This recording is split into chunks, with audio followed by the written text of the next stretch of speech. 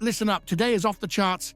Rangers are pure madness right now, from blistering criticism to transfer battles and Champions League dreams hanging in the balance, a brutal verdict on Jefte's nightmare in Prague, a potential blockbuster signing as Nobel Mendy closes in on Ibrox, and a transfer twist with Andy Irving that could shake up the midfield.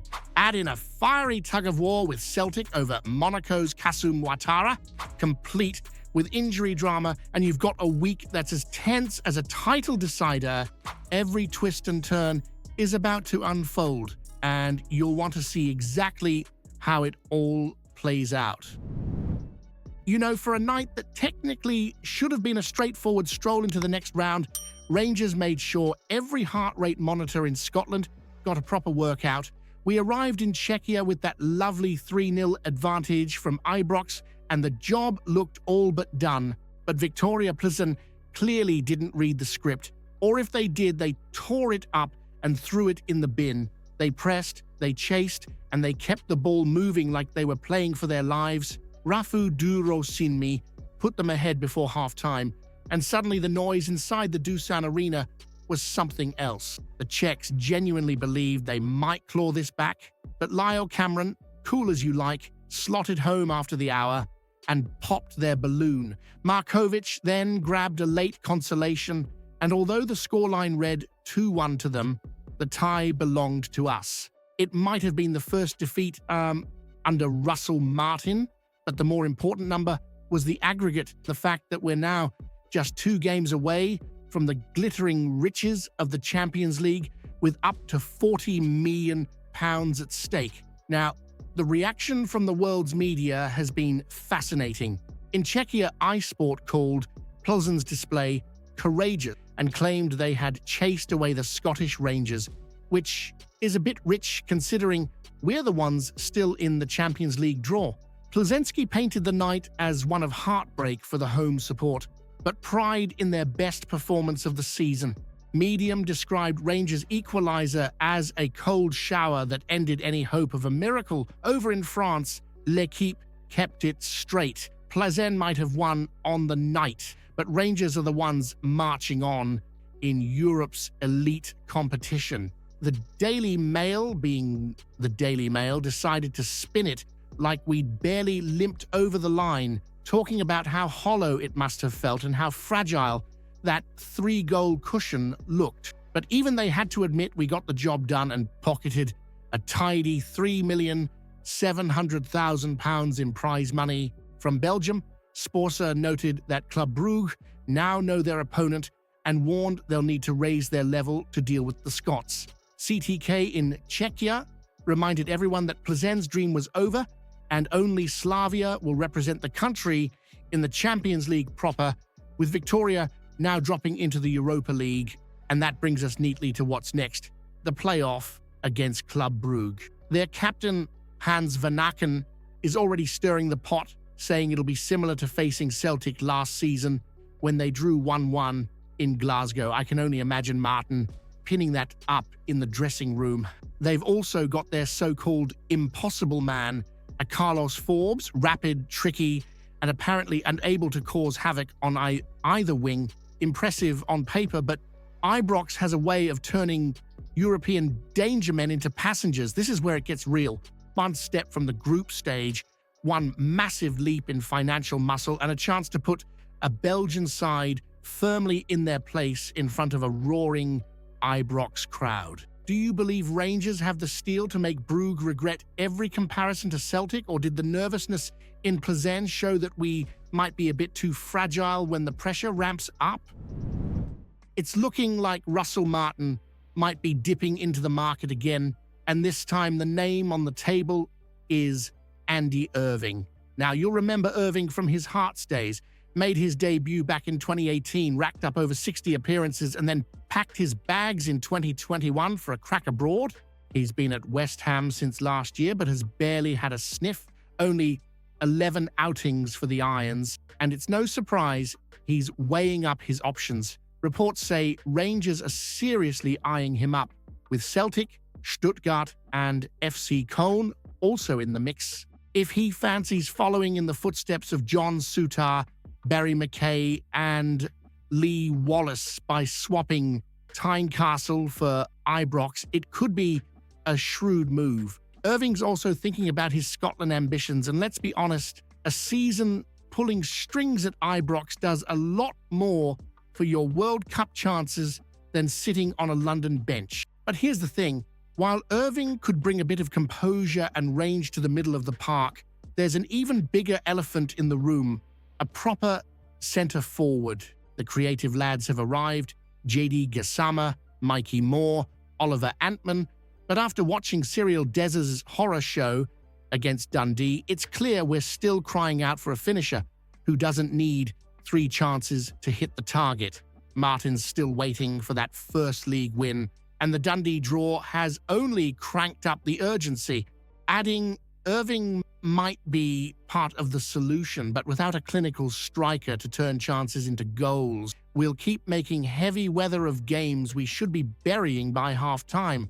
Would bringing in Irving be a smart priority right now, or would splashing the cash on yet another midfielder while leaving the striker problem unsolved be just asking for Celtic to laugh their heads off?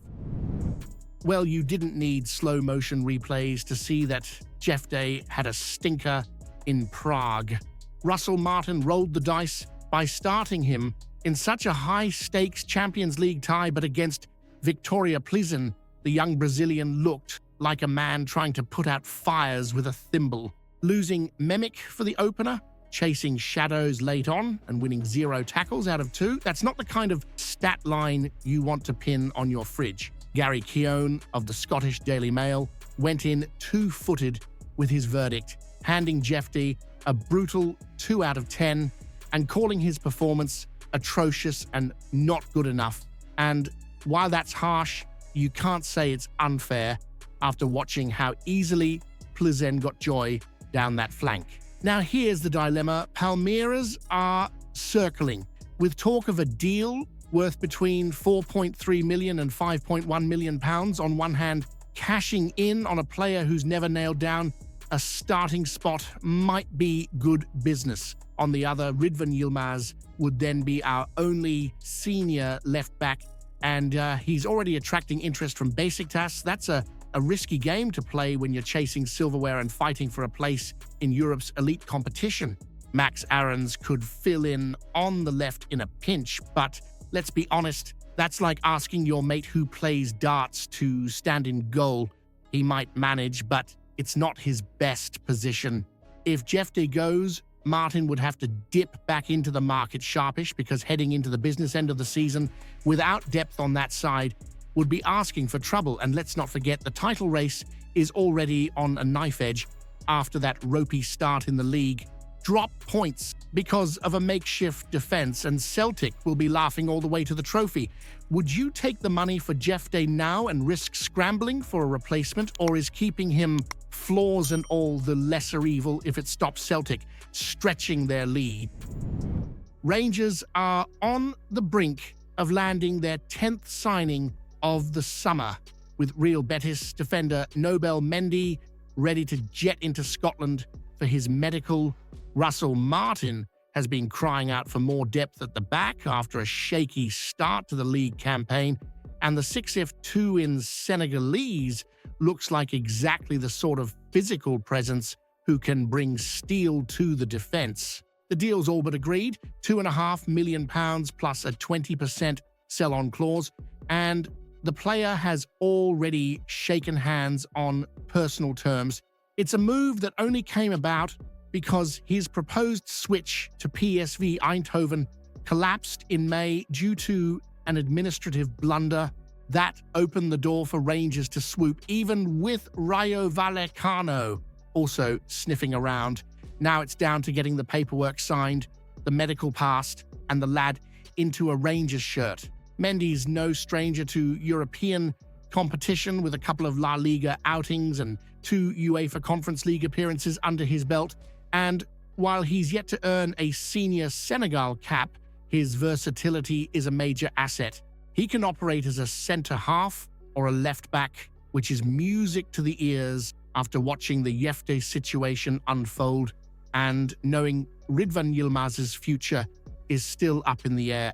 Martin's likely to bed him in gradually, pairing him with the likes of John Sutar or Nasser Jiga before letting him take the reins in big matches. His ball-playing style should slot neatly into Martin's system of building from the back, although there are clear notes to work on, particularly aerial duels and defensive positioning. After drawing the first 2 league games and scraping through against Plzen, this signing feels as much about strengthening mentality as it is about plugging a gap.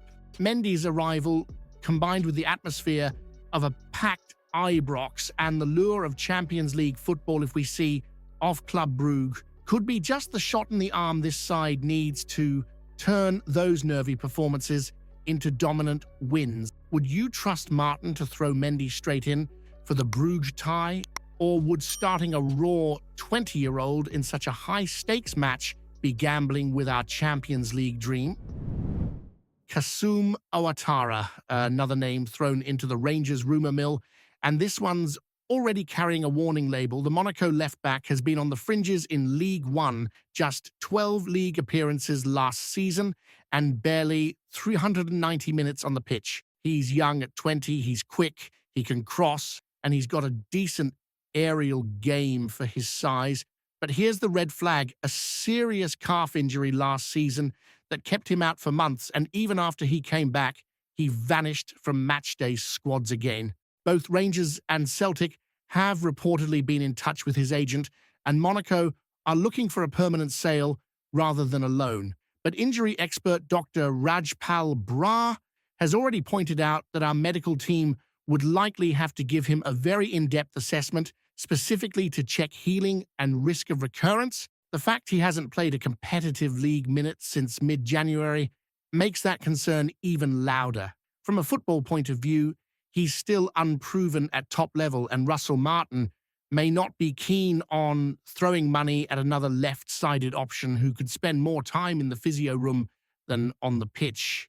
Max Aarons can fill in, and with other areas of the squad crying out for proven quality, this might not be the deal to chase. And let's be honest, the optics matter.